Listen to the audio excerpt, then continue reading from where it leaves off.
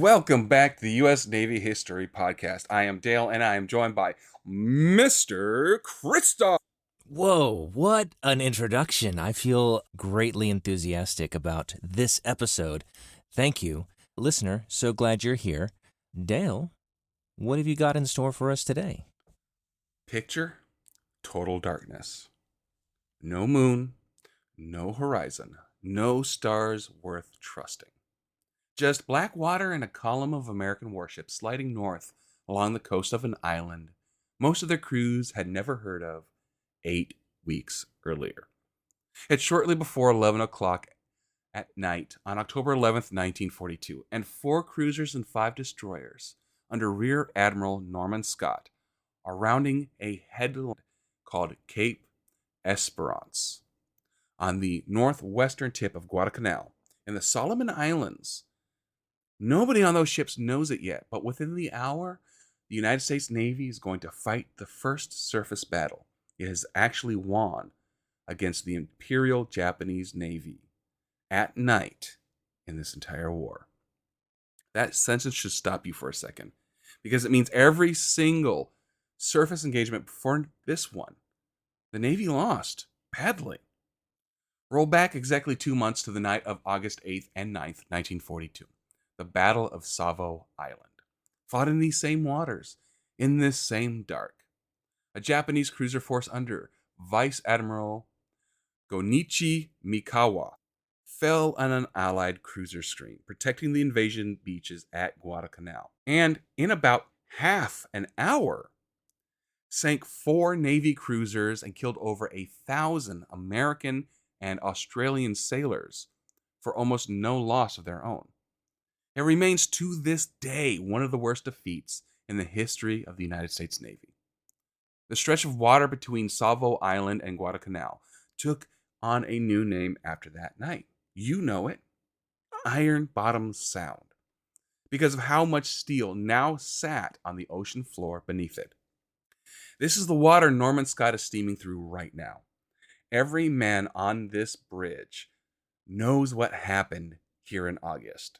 And Scott, for his part, has spent the 2 months since obsessively trying to make sure it does not happen again. He is 53 years old, a 1911 Naval Academy graduate who was serving as executive officer of the destroyer USS Jacob Jones when a German U-boat torpedoed her out from under him in the last winter of the First World War. He survived that sinking and has carried the lesson of it, apparently, for the next 25 years. The side that puts ordnance on target first wins. When he took command of Task Group 64.2 in September, he didn't wait for a battle to find him. He drilled his 4 cruisers and 5 destroyers relentlessly.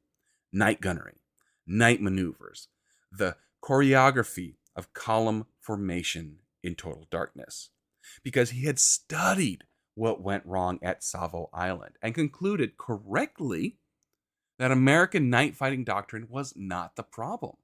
American execution of it was. Here is why tonight matters beyond one task force's pride. The Marines dug in around Henderson Field, the captured airstrip that this entire reason anyone is fighting over this island, are stretched thin, low on everything, and expecting a major Japanese ground offensive within the month. 2 days ago, the U.S. Army's 164th Infantry Regiment, 2,837 men, boarded transports at New Caledonia for a run to Guadalcanal, projected to arrive October 13th. Scott's task group exists tonight for one purpose: keep the sea lanes clear long enough for that convoy to get through. Everything else, the cruisers, the destroyers, the 2 months of drilling, is in service of getting several thousand Army reinforcements onto that beach alive. What Scott does not know as his ships round Cape Esperance and form their battle line is that 2 separate Japanese naval operations are converging on this exact stretch of water tonight. And one of them is going to sail directly into his gun sights. This raid, because that's really what tonight is, a raid dressed up as a fleet action, will not decide the Guadalcanal campaign. It will not even meaningfully slow the Japanese effort to retake the island. What it will do is give the US Navy something it has not had since the campaign started: proof, however messy and however lucky, that American sailors can meet the Imperial Japanese Navy in the dark and come home the winners. Whether that proof is actually as clean as the Navy will tell the newspapers afterwards is a question worth sitting with, because almost nothing that happens in the next 90 minutes goes exactly according to anyone's plan, American or Japanese. Now, hold that thought as Scott's column slides past Cape Esperance and turns south into the Sound, because right now, somewhere out there in that same absolute darkness, Rear Admiral Aritomo Goto is bringing 3 of his own heavy cruisers down the exact same stretch of water, and he has absolutely no idea Scott exists. What a setup. This is nuts. The one thing that made me the most excited about this story is when you described it as the United States Navy's first victory over the Imperial Japanese in the campaign. I really did not think about all the things, all the meetings and conflicts that we've talked about so far in the Pacific and how one-sided it has been. As I go back in my memory and to the previous episodes, the Japanese were extremely effective, extremely capable, and especially, I remember you highlighted in one episode how their night fighting capability was far and above what most other navies at this time were capable of, because they specifically trained to do that. And so we're coming upon a conflict where it seems like Japan has all the advantages, with one glaring exception, and that's they don't know that the enemy is there. The U.S. has complete surprise, and that can absolutely swing a battle. And I think we're about to see that based on the context clues you've provided so far. But I'm curious to see what the U.S. does differently this time, because even with surprise, the United States has not fared as well in previous conflicts. And so you also mentioned it's the execution of the night fighting that seems to be the deficit for the United States. So what's different? I'm excited to find out. Let's check it out. So, to understand why 2 Japanese admirals are sailing into the same patch of ocean tonight, you have to understand the logistics problem the Japanese Navy has been wrestling with since August. Every Japanese soldier, gun, and sack of rice that reaches Guadalcanal has to survive a run down a several hundred-mile stretch of open water the Americans nicknamed the Slot. An American aircraft flying out of Henderson Field can hit almost anything caught there in daylight. So the Japanese Navy solved the problem by fighting the clock. Warships, not transports, run the Slot at night, unload as fast as humanly possible, and race back out before sunrise. The Americans call it the Tokyo Express. The Japanese call it, less romantically, rat transportation. Tonight's Tokyo Express run is a big one. Under Rear Admiral Takyatsuyo, 2 seaplane carriers, Nishin and Shitoshesh, and 6 escorting destroyers are hauling 728 soldiers, 4 heavy howitzers, field guns, and an anti-aircraft gun down to Guadalcanal. Material the depleted Japanese 17th Army desperately needs for its planned offensive against Henderson Field later in the month. This is a convoy Scott's task group was actually sent out to intercept. But Jojima's convoy is not alone out there tonight. In a completely separate operation, Rear Admiral Goto is bringing 3 heavy cruisers.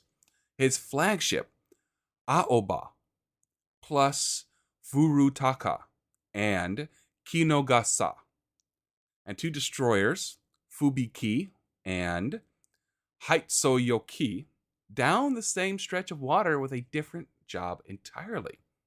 Bombard Henderson Field itself, using special incendiary and fragmentation shells loaded specifically to destroy parked aircraft and airfield facilities, rather than to fight other warships. Goto is a veteran of Savo Island 2 months earlier, one of the men who helped inflict that catastrophic defeat on the Americans.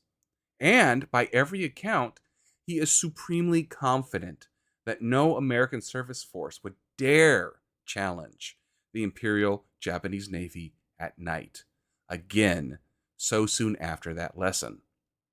Confidence, as it happens, that his own lookouts will pay for later tonight.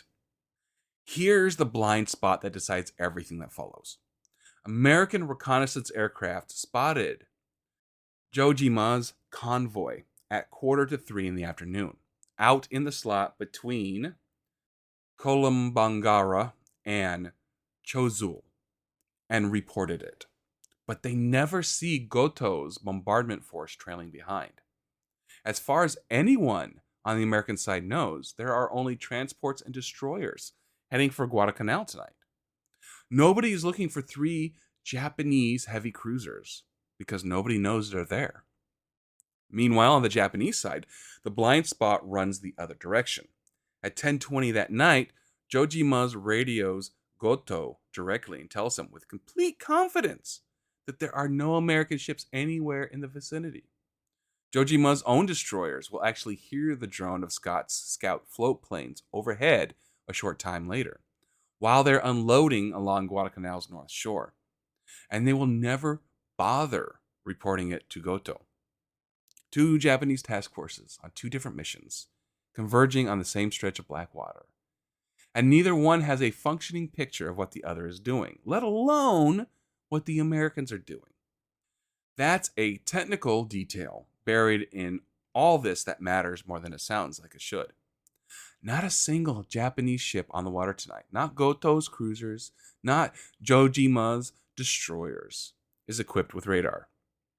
The Imperial Japanese Navy has spent years building the finest night fighting force in the world, with optics and lookout training and torpedo doctrine that really outclass anything the Americans have fielded so far in this war. What they don't have is a way to see in the dark that doesn't depend on a human eyeball. 2 of Scott's cruisers, Helena and Boise, are carrying something new. SG Surface Search Radar, a system good enough to paint an accurate picture of ships more than 25,000 yards away, through total darkness, through rain squalls, through everything that has always given Japanese night fighting crews an edge before now. Goto doesn't know that technology exists on the ships, converging on his position. He's about to sail 3 heavy cruisers, loaded with the wrong kind of ammunition for a surface fight, into the effective range of a fire control system he cannot see and does not believe anyone possesses. Jojima's convoy, meanwhile, is going to slip past Scott entirely, unloaded 728 soldiers and howitzers without incident, and disappear back up the slot before anyone the American side even realizes it was there in the first place. Tonight, in other words, is shaping up to be a partial, quiet Japanese success, right up until the moment it becomes something else entirely for one of these 2 task forces. This is really fascinating. I really find that the Imperial Japanese position to be just serendipitously unfortunate. Having the wrong ammunition, not knowing about the technology that the United States possesses to see them that far out, that equates to about 14 miles, basically, is based on what Dale said. That is huge.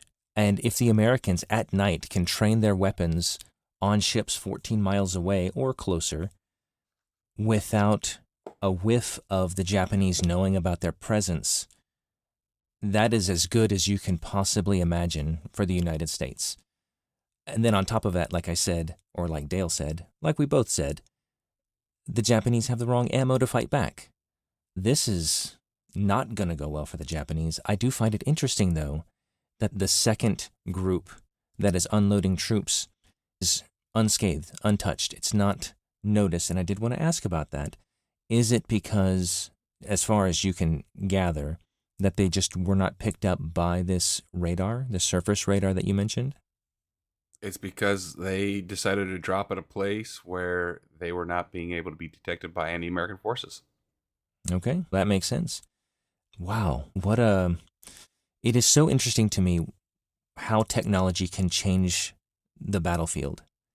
And this is one of those examples. And we've talked about this here and there as we've advanced through the Pacific Campaign, guided missile technology, different ways in which aircraft attack, just different strategies. Onboard radar for both aircraft and ship. That's just makes a humongous difference. And I guess just necessity being the mother of invention, it's like, how can we get these guys in a way where they won't be able to detect us? And sure enough, sailing at night is right. There's no way the Americans would normally cruise at night to the Japanese because they have portrayed dominance up until now. But yeah, what he doesn't know is that we have a new toy on our ship, and it's going to make all the difference. Oh, all right. Let's hear the rest, Dale. Now for the part of the story that actually decides who lives and who doesn't tonight. And it comes down to a piece of technology and one very bad 90 seconds of ship handling. Start with the radar gap, because it's the whole ball game. Helena and Boise are carrying SG surface search radar, a genuine leap over anything fielded in this war so far. It can hold a fix on a ship-sized target more than 25,000 yards out, through darkness that would blind even the best trained human lookout, through the rain squalls rolling across this stretch of water tonight. Scott's battle plan is built entirely around exploiting that advantage. His 5 destroyers will run at the front and rear of his cruiser column, sweeping a 300-degree arc with radar to find the enemy first. Once contact is made, destroyers illuminate targets with searchlights and fire torpedoes, while the cruisers open fire on anything visible without waiting for orders. Speed and initiative built directly into the plan, because in a night action, the side that hesitates loses. There is one glaring problem with this plan, and it is entirely of Scott's own making. He has chosen to fly his flag from USS San Francisco, CA-38, which does not carry the new radar. His 2 best-equipped ships, Helena and Boise, are buried in the middle of the column. The ship actually making the tactical decisions tonight is, in relative terms, half blind. At 10:33, Scott's column, Fahrenholt, Duncan, and Laffey in the lead, followed by San Francisco, Boise, Salt Lake City, and Helena, with Buchanan and McCullough bringing up the rear, rounds Cape Esperance and forms battle line. Ships spaced 500 to 700 yards apart in water so dark there is no visible horizon at all. About an hour later, at 11:30, Goto's cruisers emerge from a rain squall directly onto Helena's and Salt Lake City's radar scopes. The Japanese, remember, have no equivalent system. They remain completely unaware that Scott's force even exists. Then at 11:33, Scott gives an order that very nearly unravels the entire engagement before it starts. He signals his column to turn to a new heading. A routine maneuver, the kind of thing his ships have drilled 100 times. Every ship in formation understands it correctly as a column movement, each vessel following the wake of the one ahead of it in sequence. Every ship except San Francisco, Scott's own flagship, which turns simultaneously rather than in sequence. Boise followed directly behind San Francisco, does the same thing. The result, Scott's 3 lead destroyers, Fahrenholt, Duncan, and Laffey, are thrown completely out of formation, suddenly running well ahead of a column that has just cut the corner behind them. Here's where the fog of war turns from an abstraction into something that nearly gets people killed by their own side. Helena and Boise report their radar contacts to Scott on San Francisco between 11:42 and 11:44. Real contacts. Goto's approaching cruisers, now barely 5,000 yards away and visible even to the naked eye from some of Scott's ships. But Scott, still trying to make sense of his own scattered formation, assumes the radar returns are his own 3 van destroyers, out of position from the botched turn. He radios Captain Robert G. Tobin, commander of the destroyer squadron, riding in Fahrenholt, directly. Quote, "Are you taking station ahead?" Tobin, with no idea what Scott is actually asking about, answers simply, quote, "Affirmative, moving up your starboard side." To Scott, that answer confirms exactly what he suspected. Those radar blips are friendly. He has, without realizing it, just talked himself out of believing the single most important piece of information his own ships are handing him. Think about what that means. 2 of Scott's cruisers have solid, accurate radar tracks on an approaching enemy force close enough to open fire on. And the admiral in command on the one ship in his own formation without that radar has just convinced himself that contacts are harmless. Somewhere out there in the dark, Goto's 3 cruisers are closing to within 5,000 yards of a formation that is now in near perfect position to cross his T, to rake his column bow to stern while receiving almost nothing back. And the man who could order that devastating opening salvo doesn't yet believe the target is real. It is entirely possible at this exact moment for this battle to go very differently than it's about to. All it will take to break the spell is one more radio exchange, and a young destroyer captain about to make a decision entirely on his own. It just reminds me of a couple of things. What good is a tool if you refuse to use it? And then also, he used when it. We talk he just about, got confused. That leads to the second thing. Ask the question directly that you want the answer to. Don't ask, because he's asking, hey, are you moving the way you're supposed to? And he's like, yep.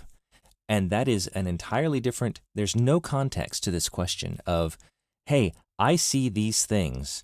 I think they're you. Are they? Let's talk about that. And I don't know if they have a doctrine of minimal radio contact, because at night I could see that there's always enemy listening, so you got to be careful. Makes sense. I'm very glad that the radio operator persisted in saying, hey, this is an actual thing that we should probably pay attention to. What it reminds me of is at the beginning of the, I guess we'd call it the Pacific Campaign, during the bombing of Pearl Harbor, when the radar operator there said, hey, there are some planes coming in, and the commander in charge is like, oh yeah, those are some bombers coming in from California, no problem. Whereas if they would have investigated just a bit, they could have taken some preparatory action, whether it be deploying defenses or getting aircraft airborne or something that would have minimized the devastation that actually took place. And so when you tell me that is what's happening, all those memories, even though I didn't live through that, but all those stories that we've exchanged as, oh no, not again. Yet it was huge credit to the guys that said, yeah, this is something to pay attention to. Please don't ignore this. And I got to see who it was and who this destroyer captain is that decided to take the initiative. Because, like you said earlier, initiative in this type of situation is everything. And nobody wants to get their T crossed. I learned what that was a couple years ago. For the listener, and you can correct me if I'm wrong, Dale, when your ships are in a column and they're in line, and every single one of your ships can see a horizontal crossing of the enemy's column, all of your ships can hit all of your enemy ships, and all of the enemy ships have a very difficult time hitting all of your ships because it's like you're the bottom of a capital T, and the enemy is the cross section of the capital T, and you can target pretty much anybody and across their entire broadside, and they would have a very minimal target to fight back. And so it's the worst situation possible from a naval perspective. Is that correct? Yeah, it is absolutely correct. Okay, so yes, if that's the situation the Americans are about to find themselves in, very bad, but let's see how they turn that around. Well, no, the Americans are the I, and the Japanese are the T. Okay. Yes, and the I Japanese misunderstood that. have the entire ship profile, while the Americans have a very slight target profile. Oh, then I'm not as nervous all of a sudden. So let's see if they capitalize. At 11:45 p.m., two things happen at almost the same time. Thousands of yards apart, and neither commander involved has any idea what the other is doing. Aboard Duncan, Lieutenant Commander Edmund B. Tyler's crew watches Fahrenholt and Laffey suddenly accelerate. The two destroyers trying to correct their position after the botched turn. Duncan's lookouts read that acceleration completely different. They believe the attack on the Japanese force is beginning, and Duncan increases speed to launch her own torpedo run on Goto's column, without telling Scott, without coordinating with anyone. A single 1,600-ton destroyer committing herself alone to a fight against three heavy cruisers because of a maneuver her crew misinterpreted in the dark. At almost the same moment, San Francisco's own radar finally registers the Japanese ships clearly. Scott is still not informed of this in time to act on it deliberately, because events are now moving faster than the chain of command can process them. Goto's cruisers are just 5,000 yards out, visible to lookouts on Helena and Salt Lake City, and Scott's formation, entirely by accident, not by design, sits in perfect position to cross the Japanese T. At 11:46, Helena's captain radios San Francisco requesting permission to open fire, using the standard procedural phrase, quote, interrogatory, Roger. Essentially, are we clear to act? Scott responds with a single word, Roger. He means only that he received the message. Helena's captain understands it as clearance. He opens fire immediately. Boise, Communication, it's important, y'all. Boise, Salt Lake City, and to Scott's own genuine surprise, his flagship, San Francisco, all follow within seconds. An entire American cruiser-destroyer battle line has just opened fire on the Imperial Japanese Navy, triggered by one word that meant something different to the man who said it than to the man who heard it. Now, hold that image against what's happening aboard Goto's flagship at the same instant, because the mirror image confusion on the Japanese side is just as important to the story, and just as human.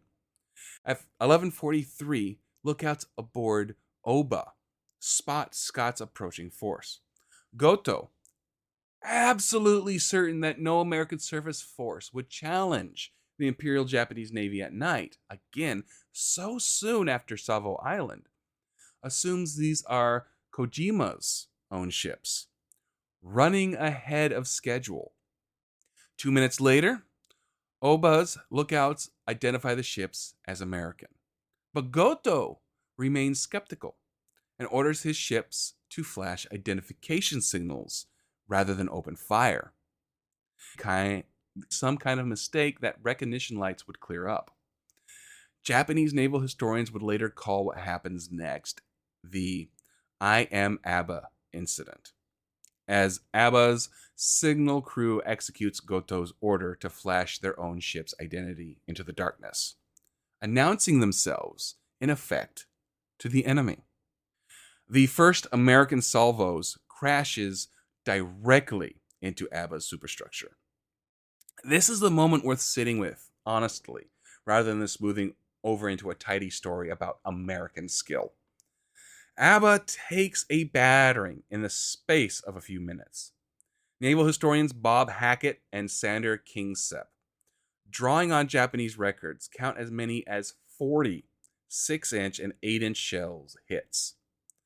The historian James Hornfisher, drawing on U.S. action reports, counts at least 2 dozen. Either way, it wrecks her.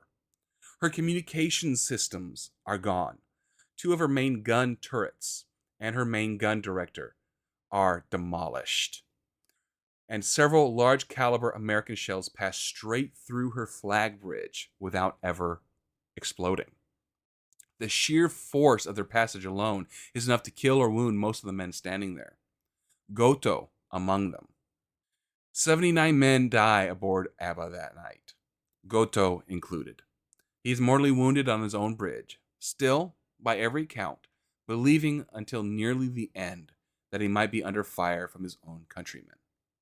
He dies the following day. His last recorded word, shouted in fury as the shells hit, is remembered as Baka Yaro. Baka Yaro, rendered variously as you idiots or you damned fools. And it's not settled whether he meant it for the Americans he still didn't believe were real, for his own confused signal crew, or for the war itself. A junior officer aboard Helena would later put the entire sequence of events, the botched turn, the misread radio call, Duncan's unauthorized torpedo run, the I am Abba incident, into a single unsparing sentence. Quote, Cape Esperance was a 3-sided battle in which chance was the major winner. That is not the story the U.S. Navy will tell the newspapers in a few days, but it may be the truest thing anyone says about tonight. None of this diminishes what the men on those American ships are about to accomplish in the next several minutes of gunfire, but it is worth being honest, right at the hinge point of the battle, about how much of what follows was decided by confusion, mistranslation, and a fatal case of overconfidence on Goto's part, rather than by anyone's flawless execution of a plan. I gotta learn that phrase, because that sounds like it would come in handy on various situations. You idiots, or you fools, damn fools, did you say? It was either he said, you idiots, or you damned fools. That sounds like it might come in handy every so often. Anyway, yeah, I cannot believe how much the leadership, the assumptions they made going into the situation, and they seem legitimate. I can see how Goto was like, the Americans aren't going to challenge us. Secondarily, there's another Japanese squadron in these waters that I am aware of. So the ships that are being seen must be Japanese, because there's no other conclusion. And so I don't know. Sorry, there's so many thoughts going through my head.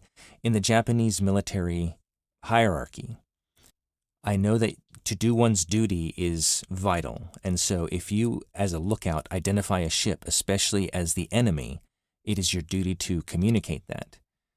If your superior says, no, that's not the case, what is the next step of a Japanese sailor? Because one, he has to do his duty. It's, yeah, that is an American, but he also is, they're extremely honor-bound, and there is a very tight hierarchy. You do not go against your superior officer. So I guess I'm just going to communicate what I know, but then that's the end of my responsibility, and I will obey whatever the captain says after that. And I think that perhaps contributed to this confusion. whereas on the American side, there was some persistence and, hey, are we good to fire on these guys? Even though, again, that wasn't said. Also, oh man, sorry for being so scattered. The light from the flagship was that they had radio, right? The Japanese could speak to each other via radio. Why did they choose not to do that? Well, first thing, I'm going to try to address everything in order. Okay, thanks. The communication from the lookout to the bridge, that is Mhm. going to work the same way no matter what navy. Okay, Lookout's going to make his report, and that is it for the lookout. The bridge is not going to say, you're wrong. The bridge is going to take that information and then do whatever they want with it. So the lookout has nothing more to do except maybe look for more contacts and report those contacts. I see. Okay. Next, the communication via radio, via Morse code with a light. Yes, there are radios, but radio is also pretty new. Mhm. It's also not most reliable. A lot of it's going to be Morse code in the first place. Okay. And if you're under the thought that this is friendly forces, you want to keep radio to a minimum because, as you thought earlier, it can be intercepted. So using Morse code via light or flags is a more secure way of communication than putting out radio waves. That's what I thought. But then it goes back to the assumption that Goto had is there are no enemies in this water. And so I can confirm in a number of ways, one of them being Morse code via light or by radio. And so I wasn't sure, because if you're at night and you're flashing a huge light, it's like if there are enemies around, you've just pinpointed your location for them. Because, like you said, it is absolute darkness. Well, remember, they're off Guadalcanal. Guess who has radios on Guadalcanal? Oh, that's right. I was just thinking ship to ship. This is, okay, you're right. Even though they just deployed troops onto Guadalcanal, it was to retake the island. So, yes, I can see that. All right, that makes sense then. He made, from my armchair admiralty, there we go. He made the right call. Unfortunately, it's amazing how much confusion can play a factor, and assumptions, although valid, can be devastating. With the first salvo already in the air, this stops being a story about confusion and becomes very quickly a story about gunnery. And for the next 15 minutes, American gunnery is devastating. ABBA absorbs the worst of the opening fire, hammered by Helena, Salt Lake City, San Francisco, Fahrenheit, and Laffey almost simultaneously. As many as 40 shells hit in a matter of minutes. With her communications gone, 2 main turrets wrecked, and her admiral mortally wounded on the flag bridge, ABBA turns hard to starboard and begins laying a heavy smoke screen, trying to break contact and survive. From the American ships in total darkness, that smoke reads as something else entirely. Most of Scott's gunnery officers conclude they've just watched a Japanese heavy cruiser go down. She hasn't. She's badly wounded, but she's going to survive the night. It's a small, telling detail about how much of what participants believe happened in a night action turns out, on later examination, to be wrong. With ABBA masked by her own smoke, American fire shifts to the next ship in the Japanese column. Furutaka at 11:49. A hit lands squarely in her torpedo mounts, igniting a fire large and bright enough to draw even more American shell fire towards her. A wound feeding on itself in the dark. 9 minutes later, at 11:58, a torpedo fired from the destroyer Buchanan finds her forward engine room and detonates.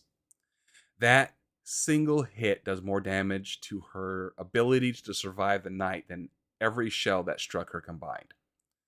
It's the difference between a badly hurt cruiser and one that is already functionally dying, even though she won't actually go under for almost 3 more hours. At the same time, San Francisco and Boise spot the destroyer Fubuki at a range of just 1,400 yards. Close enough that this is no longer really gunnery in the technical sense. It's simply annihilation at point blank range. Most of Scott's formation joins in. Fubuki, a smaller and far less armored ship than the cruisers absorbing fire alongside her, begins sinking almost immediately. Meanwhile, two Japanese ships, the cruiser Kingsuga and the destroyer Hatsuyaki, make a different choice than their sisters. Rather than turning to starboard into the same wall of American fire that's savaging Aba and Furuataki, they turn to port instead, and in doing so, slip almost entirely outside the American formation's field of attention. It will cost the Americans dearly in a few minutes, and it will cost Kangsuka nothing at all tonight. Now comes the moment that best captures how uncertain even a winning commander can feel in the middle of a battle. He is, in fact, winning. Barely a minute after the shooting started, Scott climbs from the flag bridge to the main bridge of San Francisco and shouts an order that stuns everyone around him. Cease firing, all ships. He does not know with total certainty that his own guns aren't tearing into his own scattered destroyers.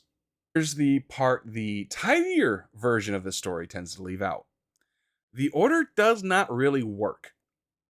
Captain Edward Morgan on Boise never fully complies. Captain Charles McMorris, standing right next to Scott on San Francisco's own bridge, keeps his guns firing too, ordering his gunnery crews rapid fire continuous. And then leaning over the rail to tell his own admiral, quote, "Begging your pardon, Admiral." An apology offered in the same breath as open defiance, because McMorris knows exactly what he's shooting at and believes stopping now would get men killed. Down in Fahrenholt, a captain named Wiggins, a sailor who had to leave his Chinese wife behind in Singapore when the city fell to Japan the previous December, and who would later learn she had been killed by the occupiers, simply never stops firing at all, no matter how many times his own captain repeats the order. Scott would write later with a kind of plain honesty rare in official reports, quote, "It took some time to stop our fire. In fact, it never did completely stop." What does happen is that Scott gets confirmation from Captain Robert Tobin off to starboard with the scattered destroyers that his ships are safely clear and accounted for. Tobin flashes recognition lights to prove it, and Scott then directs his formation to open up again to starboard with a clear conscience. But the, quote, ceasefire in between was never the clean, obeyed pause a tidy retelling would suggest. It was an order given in real fear of hitting his own men, half followed by a battle line too committed, too adrenalized, and in at least one gunner's case, too personally furious to stand down. Sit with that for a second, because it tells you something true about command in the fog of war that the tidy version of the story tends to leave out. This is not a commander coolly directing a battle he has full information about. This is a man making his best guess moment to moment about what's actually happening around him in total darkness, giving an order for caution that his own subordinates, for their own reasons, only partly obey. When fire resumes, mostly resumes, the fire that did stop, the damage already inflicted proves decisive. Abba is wounded but escaping under smoke. Furutaka is burning and taking on water she won't be able to control. Fubuki is already going under. Kungsaga and Hatyasaki are slipping away largely unnoticed. In roughly 15 minutes of actual combat, Scott's task group has inflicted catastrophic damage on a Japanese cruiser division that 2 months ago at Salvo Island annihilated an American force in almost exactly this same amount of time. The roles for one night have reversed. But this fight is not finished. Not every ship on Scott's side is walking away from it clean. Two of his own vessels are right now caught in exactly the kind of crossfire that makes night action so lethal to everyone involved, including your own side. I'm sure the motivations of the captains and the gunners, once they realized that they had an opportunity to get the drop on the Japanese Navy, did not want to let that go for an instant. You mentioned some of the motivations, especially with Wiggins. Having your wife be captured and killed by the enemy is a strong motivator. And the confusion that existed, and that I can agree that Scott was trying to do the right thing to protect his own men, because if you are ripping into your own ships, that's a really bad thing. But in that confusion and noise and all of that, I appreciate that the captains of the ships that were thought to be in danger did identify themselves so that the maelstrom could continue. What a catharsis this must have been for those sailors to be able to absolutely wreck the Japanese. Again, like you said, so soon after the conflict at Savo Island, it's like this is a chance to really stick it to them. And again, one battle rarely causes the direction of the entire conflict to switch, to pivot. But I think this is such a good balm to the Americans, or the Allies generally, that it gives them hope that, yeah, we can stand toe-to-toe with the enemy. We can make a difference. And as we've discussed before, the industrial capacity of the Japanese is not that great. And so losing these ships and these experienced sailors is devastating in a way that I don't think the Allies realize at this time. Because usually when you're fighting an enemy, you try to put them in the context of how you think. Like, how they operate is probably how we operate to a degree. And so you think, oh, they're training guys like we are. They're building ships like we are. But that is not the case. And so more overwhelming victories like this do add up to more and more desperation from the Imperial Japanese, as well as a snowball of victories for the Allies. I'm just going to have to disagree with you on one point. I think the Americans and the Japanese both knew exactly what each other's industrial capabilities were. Okay. I mean, Yamamoto himself warned against that. That's true. To be fair, though, at the beginning of, I would say, World War II generally, but perhaps the Pacific Campaign specifically, we weren't producing ships at the rate that we were like in 1942, we'll say, because December 41 is Pearl Harbor. So in 1942, we weren't producing ships like we were in 1944. Like that's almost what is it? Not a geometric rise, but a logarithmic. Anyway, huge, an exponential increase in the amount of capacity we were able to create, and like the number of planes, the number of ships, the number of sailors. It was well above what even the Japanese predicted in 1941. And so I disagree with you. Yamamoto was very clearly knew what the American industrial was in the capability of American industrial areas. He warned the Japanese high command that if we do this, we have to make sure it's a complete victory, because it will only take them a year before they completely build up more than we can handle and annihilate us. That is a very compelling counter to my claim. So yes, I can concede that point. Do you think the Americans understood the industrial capacity of Japan? Yeah, that is why they cut off oil, which is the whole reason why like Indonesia, yeah. Why the Japanese felt that they had no recourse but to bring America into the war for a fast, decisive defeat to bring them to the bargaining table. I see. Okay. Yeah, because I know both oil and steel were difficult for the Japanese to acquire. And for warfare in this time frame, those are the two key elements you need besides manpower. Okay, I will concede that I don't know what I'm talking about.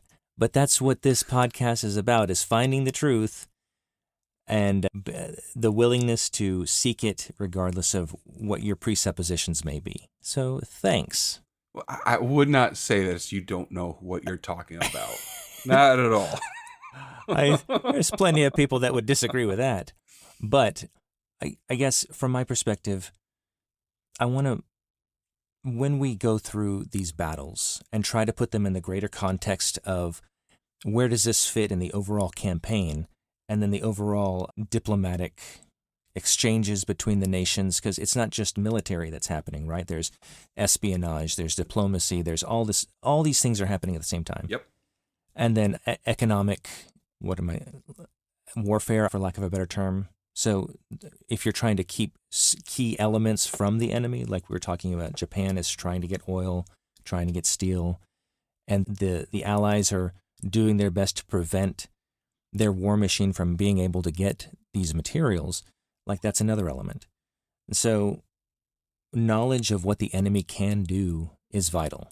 And so, to your point, both sides seemed to know what the other was capable of and took steps in order to achieve victory in spite of or in addition to what they were able to do or not do.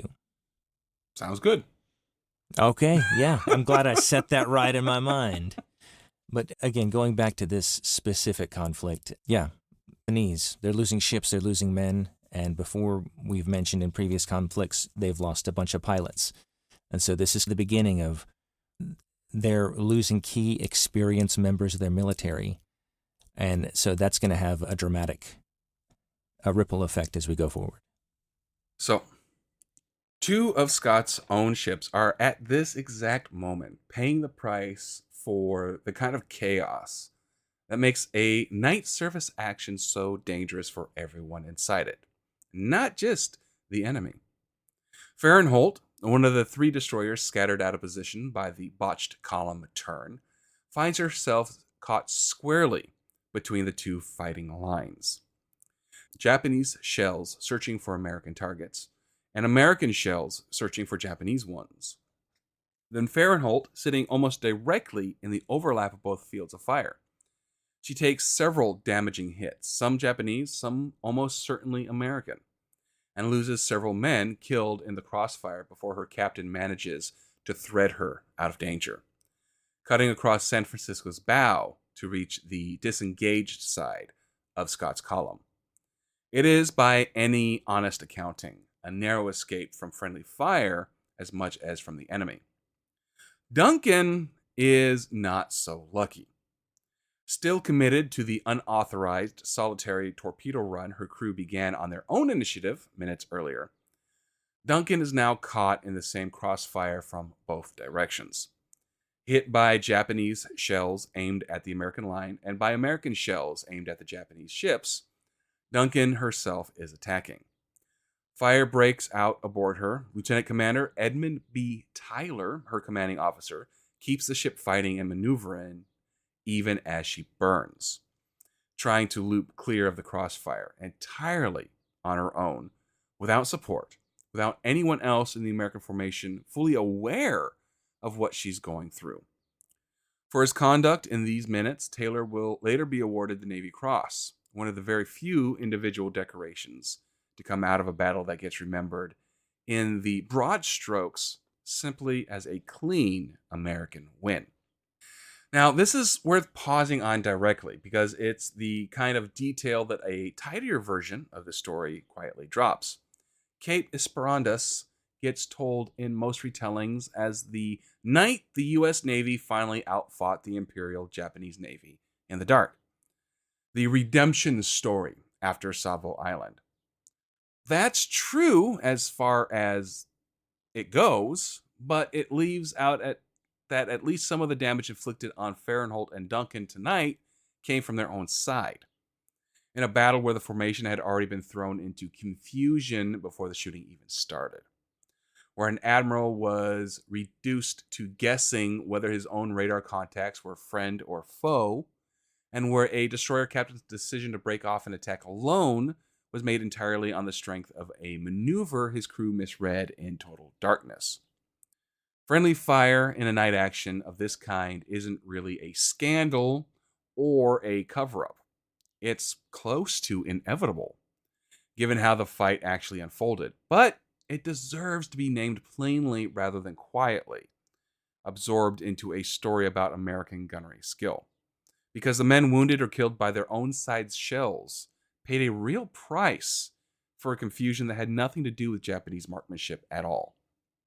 There's a harder question sitting underneath this, one worth asking honestly rather than deflecting. How much responsibility does Scott himself bear for the conditions that put Fahrenholt and Duncan in that crossfire in the first place? His flagship's own botched turn is what threw his van destroyers out of formation to begin with. His misreading of his own ship's radar contacts is what delayed his understanding of the real threat. Duncan's captain made the final call to break off alone, and nobody can take that decision away from him. But he made it in response to a mess that started on Scott's own bridge. None of this erases what Scott's task group accomplishes tonight. It does mean the victory, examined honestly, has real seams in it. Seems that a purely triumphant retelling tends to paper over. Meanwhile, the main action is still unresolved. Kinuska, one of the two Japanese ships that slipped away almost unnoticed during the opening minutes of the fight, is about to make her own contribution to this battle. And it's going to come very close to costing the Americans one of their own cruisers outright. Friendly fire is one of those things that always, I don't know, kind of makes me pause. It seems like it's been inevitable since the beginning of projectile warfare, or even before that. I can see you accidentally in the throes of a huge sword battle, accidentally lopping off the limb of someone on your side. It's such a, I don't know how somebody could carry that, knowing that the shots that I fired in sincerity, I guess in duty, ended up killing one of my own guys. That would be very difficult. And it has destroyed people. Yeah, I want to send a message to all the people out there that have experienced that is what happens in battle. And there was no malice. Like, you're not trying to take your own guys out. It is sad, and it's okay to acknowledge that, but I would think that the guys that were taken out by you would want you to carry on and defeat the enemy and not be weighed down by the mistake. You know what I mean? Mistakes happen. That's war. Sometimes there are higher and lower prices to pay, and that's unfortunate that it happens. And I don't want to be glib about it either. These are people's lives we're talking about. And one of the things I like about this podcast is, Dale, you go into the details of the people that are affected and how the conflict or the relationships or how everything comes together in the battle. And I don't know, this is just one of those things that I think about a lot, probably more than I should, given that I've never been in battle. But I don't know, if you know somebody that has been through something like this, reach out to them. Your presence, your encouragement, your love and care can make a difference in their lives. That's all I'll say about that. As far as the conflict, though, we'll go back to the battle itself. It's amazing how much of a mess can happen when there's so much confusion.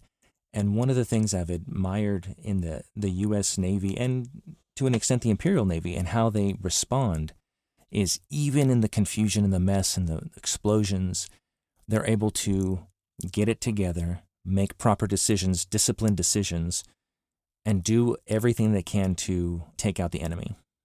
And they're seeing that.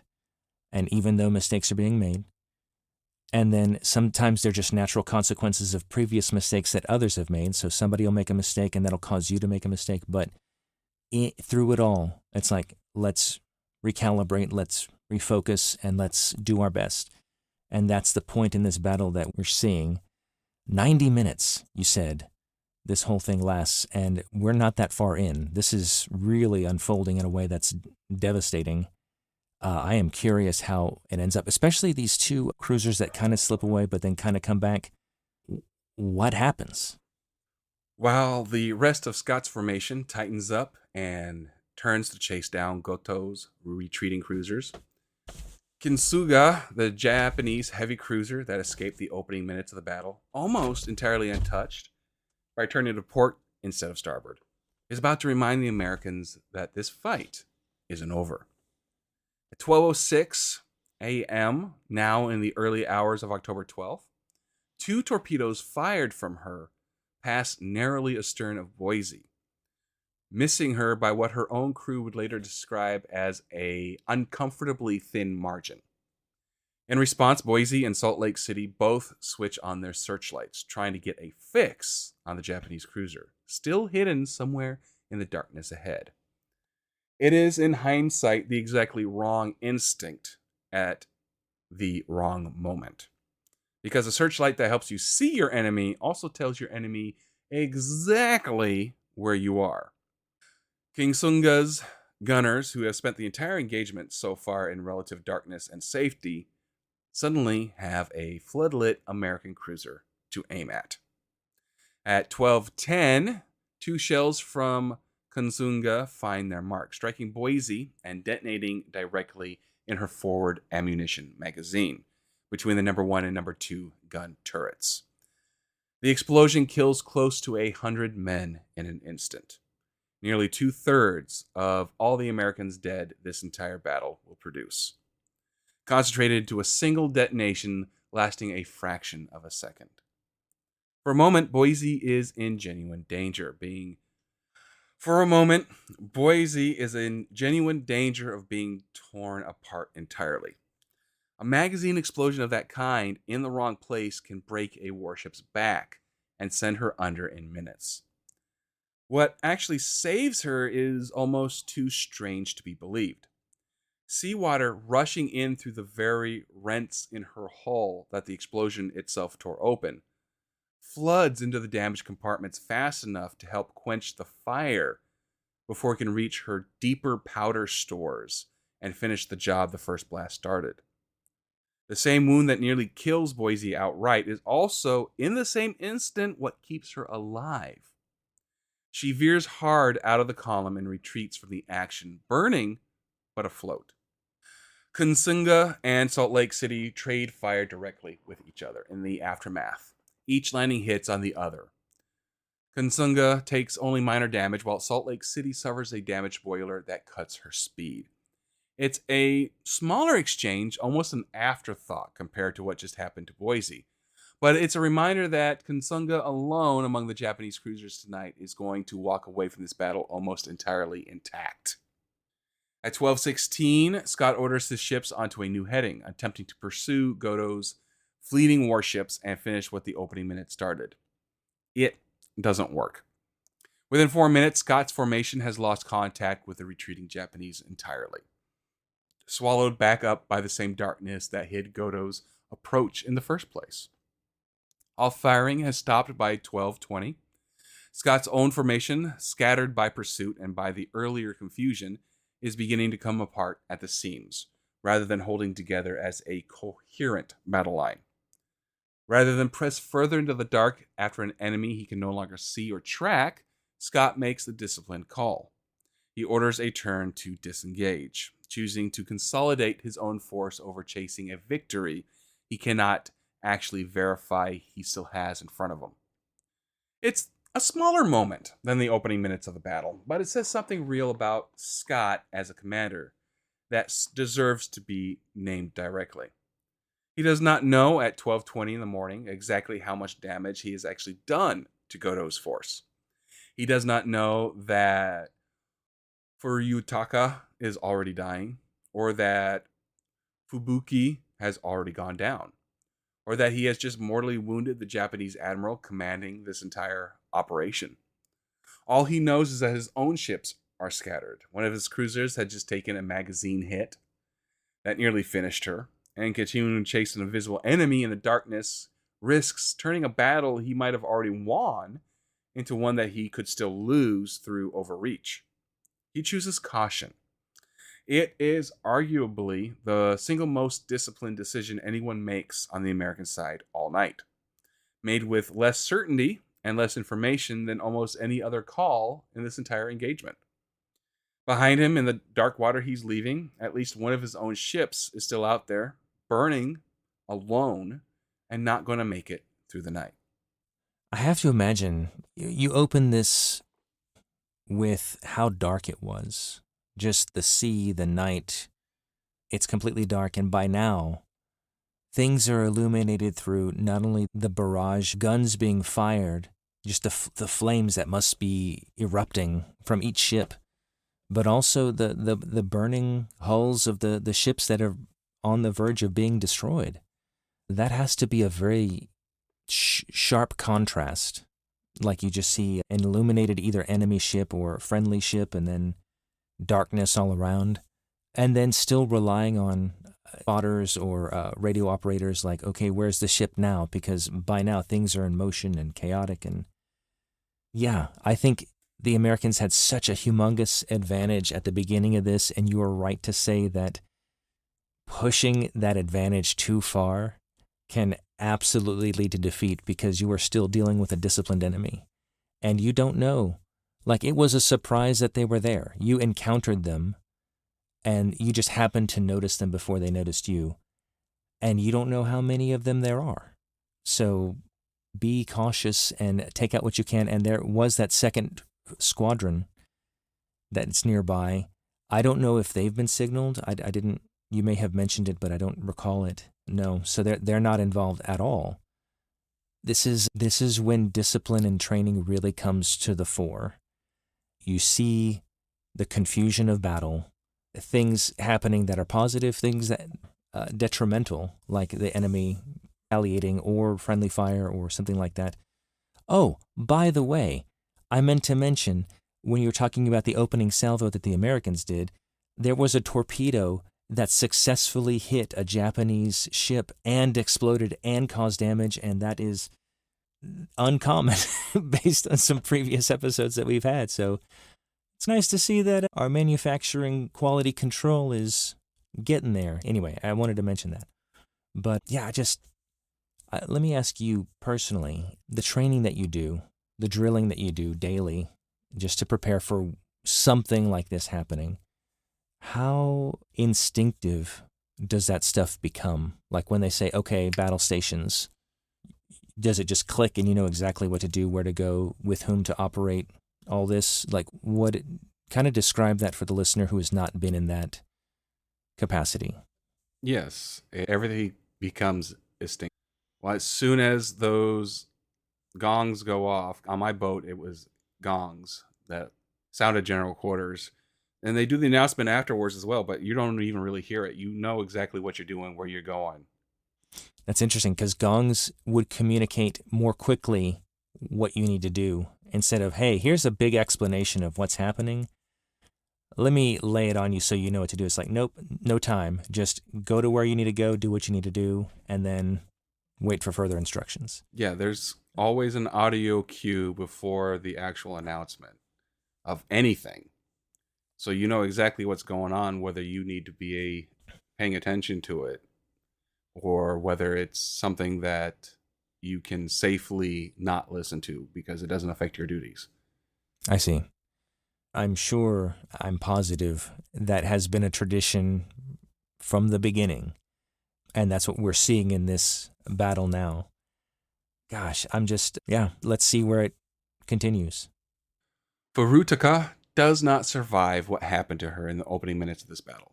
Crippled by the torpedo hit to her forward engine room and the fires that followed, she loses all power around 12:50 a.m.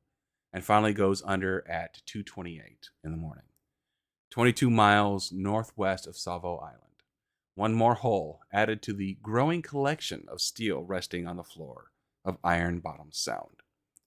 The destroyer Atsayakyu one of the two Japanese ships that escaped the worst of the American gunfire, circles back to pull her survivors out of the water before continuing the retreat north.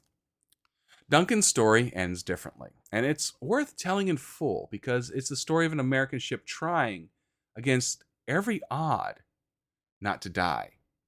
Set afire and battered by the crossfire that caught her during her lone torpedo run, Duncan's crew fights to save their ship, even as conditions aboard her deteriorate. By 2 a.m., with the fires uncontrolled and the ship no longer answering to her crew's efforts, Lieutenant Commander Taylor gives the order to abandon ship. Scott, still unaware of exactly what has happened to his missing destroyer, detaches McCullough to search for her. McCullough finds Duncan around 3 a.m., burning, empty of her crew, but still afloat. And a salvage party led by Ensign George B. Weems boards the wrecked hull in an attempt to save her. For 9 more hours, through the night and into the following morning, Weems and his men fight to keep Duncan from going under. It doesn't work. By noon on October 12th, the internal bulkheads holding back the flooding finally gave way, and Duncan slips beneath the surface roughly 6 miles north of Salvo Island, the only American ship lost in this engagement. The human story around Duncan's sinking is worth sitting with directly.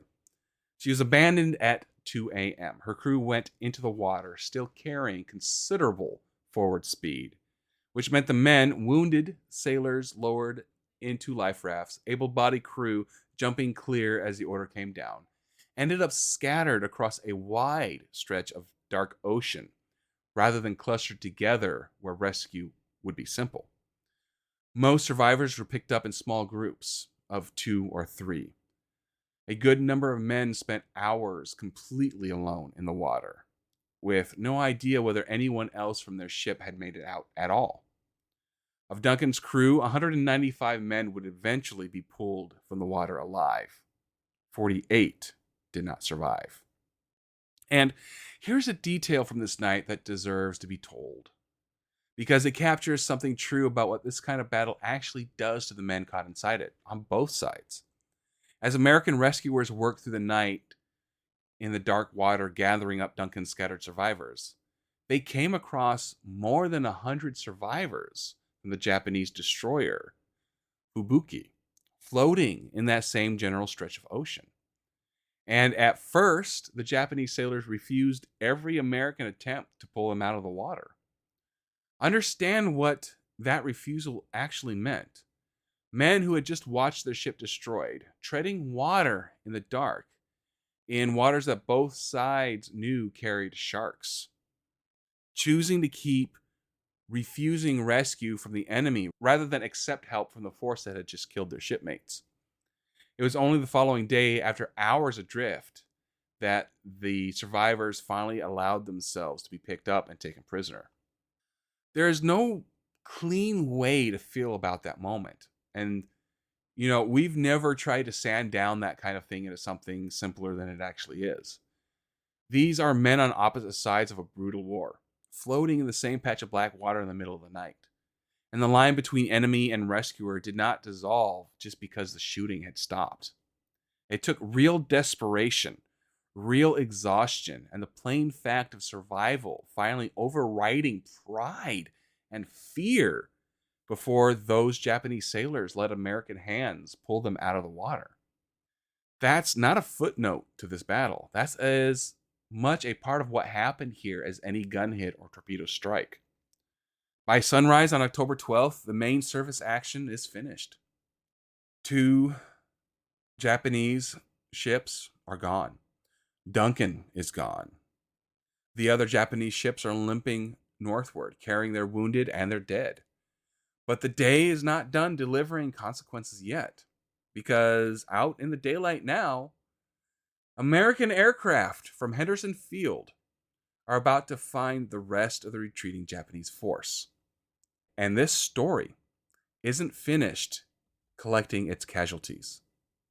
Dang, what a night.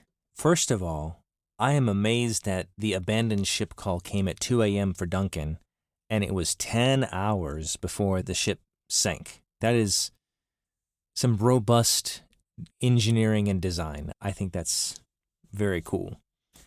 Your story of the sailors in the water, especially as they're scattered about, both from the Duncan and then the Japanese sailors as well, reminds me a little bit of Quint's monologue in Jaws, how submarines attack the Indianapolis, men in the water, and there are sharks, and you're just waiting in the dark. And I'm sure if there are bloody, wounded sailors in the sea, and there are threats in the ocean that would like nothing more than to feast on those guys, that could have been a problem. We're talking about tropical islands, right? So it's definitely a possibility. Ugh, how alone and I guess scary, for lack of a better term. It's dark. There's still a battle raging around you, and you're just hoping you get picked up. And I can imagine the Japanese not wanting to be rescued by the Americans, because who knows how they'll be treated, or also the shame that comes with being captured. So many elements. Then you mentioned the aircraft coming from Henderson Field. That was the field that the Japanese were going to attack initially, right? Yep. Okay. So if they had been successful, this thing would have been very different anyway. It just all the circumstances that came to the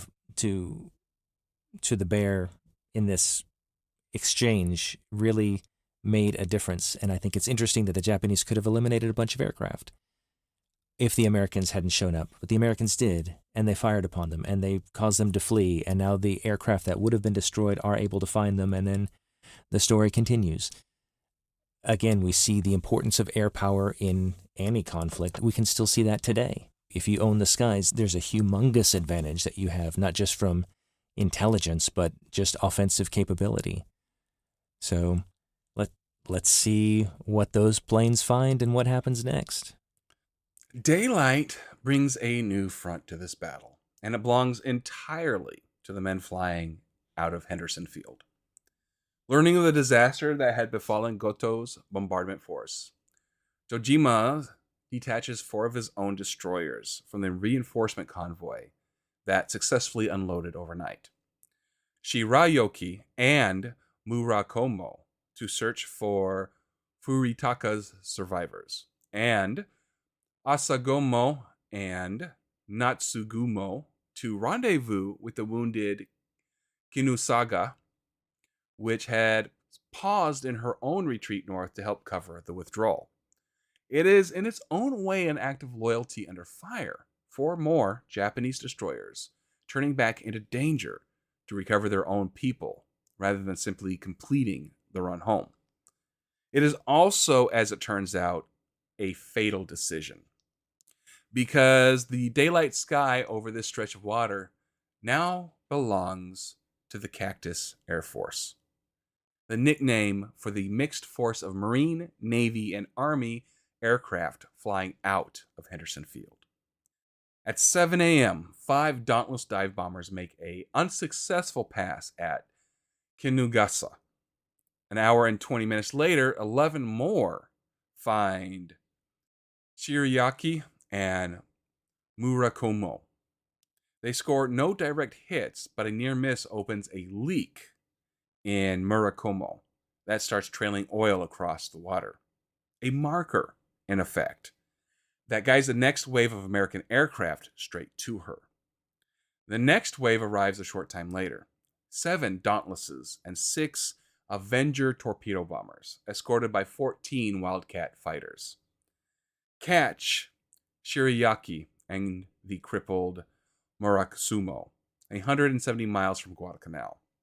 A torpedo hit lands in Murakumo's engineering spaces and knocks out all her power, leaving her dead on the water and defenseless. In the early afternoon at 3:45 p.m., a second strike of 11 dive bombers and torpedo bombers, with a dozen more fighters escorting, finds Asagumo and Natsugumo. 2 more near misses compound the damage. Asumugo manages to take off her surviving crew before Natsugumo finally goes down at 4:27 that afternoon. The same strike also lands several more hits on the helpless, motionless Murakumo, setting her ablaze. Once her own crew abandons ship, Shiraki finishes her off with a torpedo rather than leave her adrift, then collects her survivors and turns for home. So, by the close of October 12th, the accounting looks like this. 1 Japanese heavy cruiser sunk. 1 Japanese destroyer sunk in the night action. 2 more Japanese destroyers sunk in the daylight air attacks that followed. 1 heavy cruiser badly damaged, an admiral killed, and hundreds of Japanese sailors dead or captured. Against that, 1 American destroyer lost and 1 light cruiser badly damaged. By any conventional measure of naval engagement, this is a clear, lopsided American victory. Arguably the most decisive one the U.S. Navy has managed against the Imperial Japanese Navy's surface fleet so far in the entire Pacific War.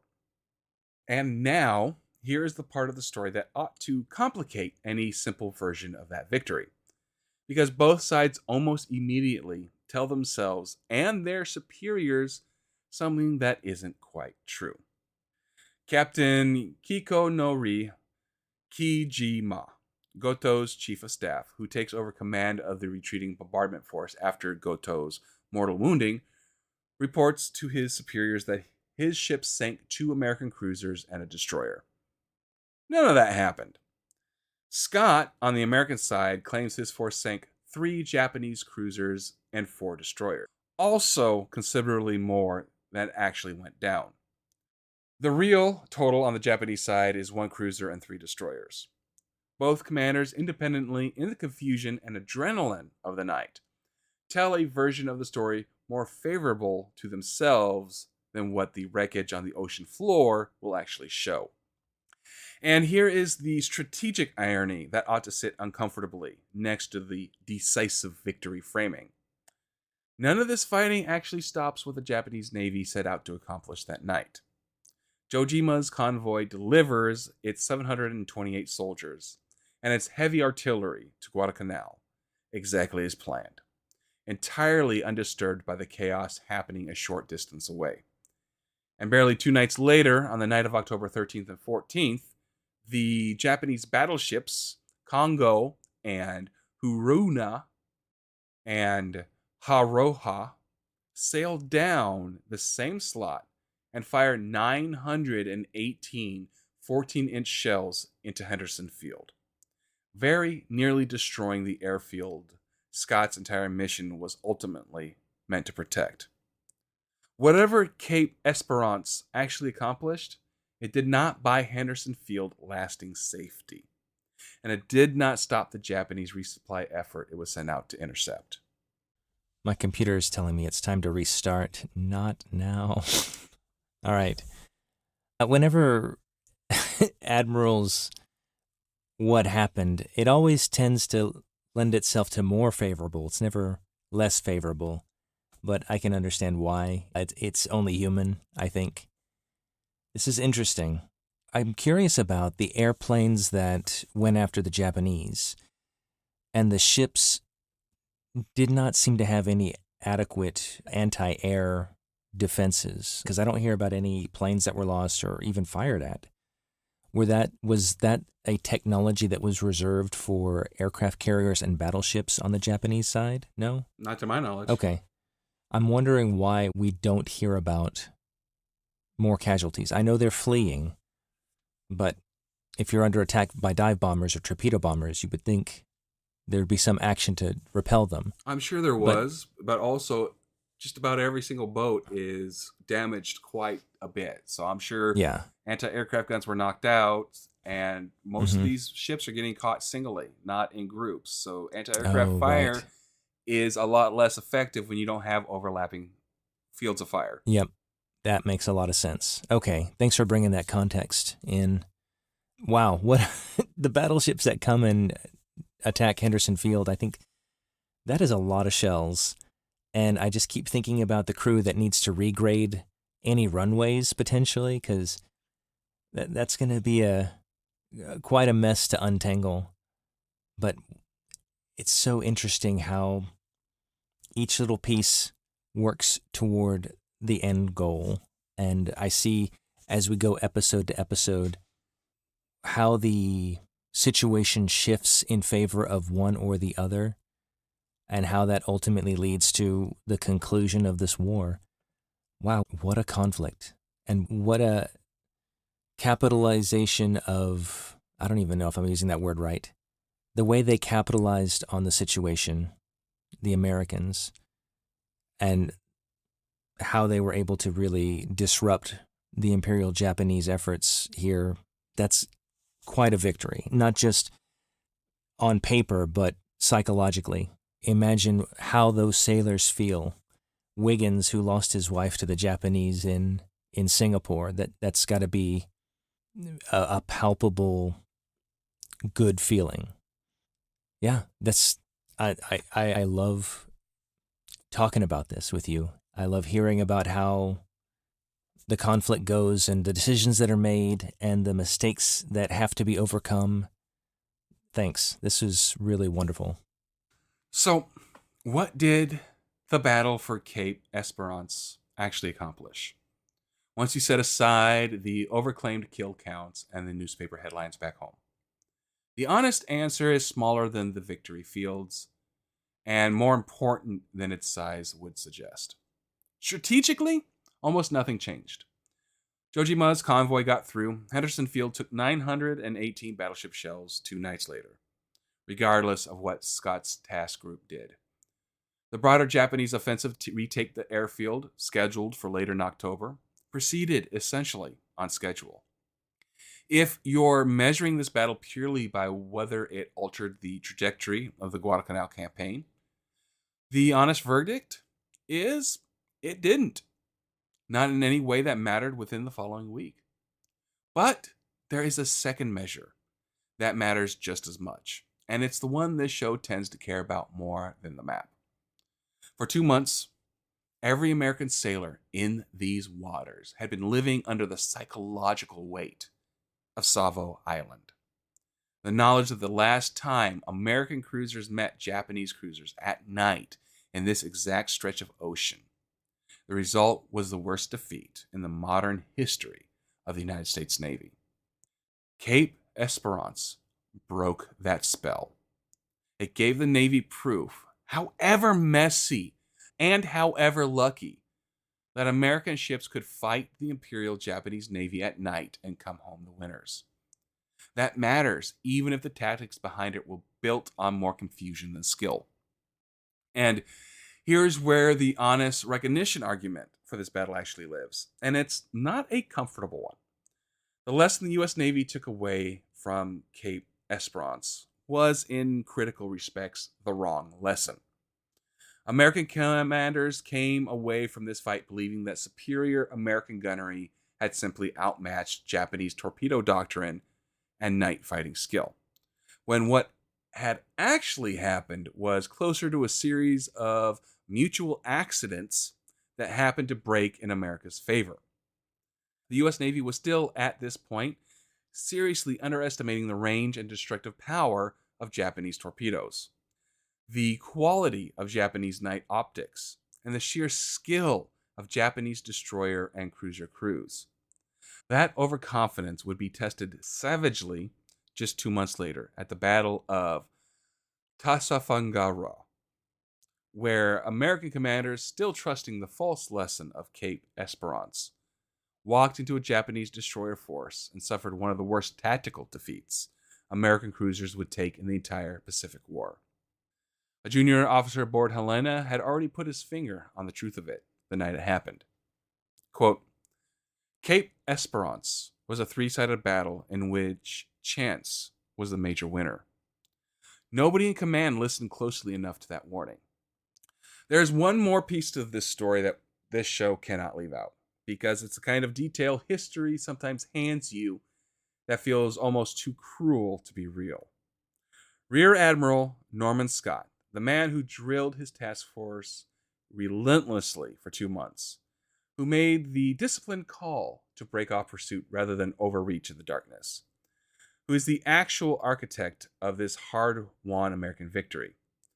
was killed exactly 1 month later, on November 13th, 1942, at the naval battle of Guadalcanal.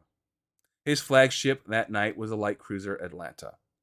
She was hit fatally by American gunfire from USS San Francisco, the very ship Scott had commanded as his own flag from at Cape Esperance. The same confusion, the same darkness, the same fog of war conditions that gave Scott his victory, here, took his life a month later. And it was his own countrymen who fired the shots. Scott received the Medal of Honor posthumously. He never knew the full shape of what he'd actually won at Cape Esperance, and he did not live to see whether the Navy learned right lessons from it. So let's close, as we try to at the end of one of these episodes, by naming who this battle actually cost. Aboard USS Boise, the magazine explosion killed 107 men in an instant. USS Duncan lost 48 of her crew in the water and in the fires that consumed her, under the command of Lieutenant Commander Edmund B. Taylor, who fought to save her until there was nothing left to save. USS Salt Lake City lost 5. USS Fahrenheit lost 3, caught in a crossfire that was never entirely the enemy's doing. On the Japanese side, Rear Admiral Goto, mortally wounded on his own bridge, still believing to his last hour that he might have been fired on by his own side. 258 men aboard Furutaka, 79 aboard Oba, 78 aboard Fubuki, with 111 more taken prisoner, after refusing rescue for a full day out of grief and defiance. 22 aboard Murakumo, 17 aboard Natsugumo, hit from the air and following afternoon while rushing to help her sinking sister ship. This is not a clean story, and it was never going to be one. It's a story about two admirals who, each in their own way, misjudged what was actually happening around them in the dark. One paying for it with his life that same night, the other paying for it a month later, at the hands of his own navy. It's a story about sailors from opposing nations floating in the same black water, unable, even after the shooting stopped, to simply accept help from one another. It's a story about a victory real enough to matter, and false enough in its lessons to help kill American sailors 2 months later. Cape Esperance deserves to be remembered for exactly what it was. Not a clean triumph, but a hard, confused, costly night that gave the U.S. Navy something it badly needed, and taught it something it badly needed to unlearn before it could really start winning this war. Yeah, well said. I think you said something that really brings true to me, and it's that history isn't clean. And you diving into the details of what actually happened, what mistakes were made, losses that should never have happened, and what the result is. And that's why I really enjoy doing this podcast with you. It really demonstrates, as close as we can get based on the sources we have, what happened. And I think that's important to consider, that whenever you hear any historical event, it's never as cut and dry as you traditionally hear it. And so, thanks. You're welcome. Why don't you get us out of here? All right, I know how to do that. Yay! Hey, everybody, thank you so much for listening. I hope you learned something. I know I say that every time, but I learned something every time, and I hope you did too. If you ever want to get a hold of us, there's a couple of different ways you can do that. You can email us. The email address is usnavyhistorypodcast@gmail.com. We're also on X Twitter with the handle @USN. Give us a tweet or message or whatever they call it nowadays. And if you look in the show notes, which you can find those things, you can also find a link to the Discord server. And yeah, we've got our own Discord server. That's how cool we are. So join us, discuss things, ask questions, and we would love to have you. And finally, if you enjoyed this, don't hesitate to tell somebody you know about us. Friend, family member, coworker, cellmate, whoever. Yeah, that's right. Everybody can hear this podcast. that we see the numbers grow. It's encouraging. Thank you so much for your listenership and for spreading the word. We appreciate it. Thank you. And with that, we're going to wish you guys fair winds and following seas. Goodbye, everybody. Bye-bye.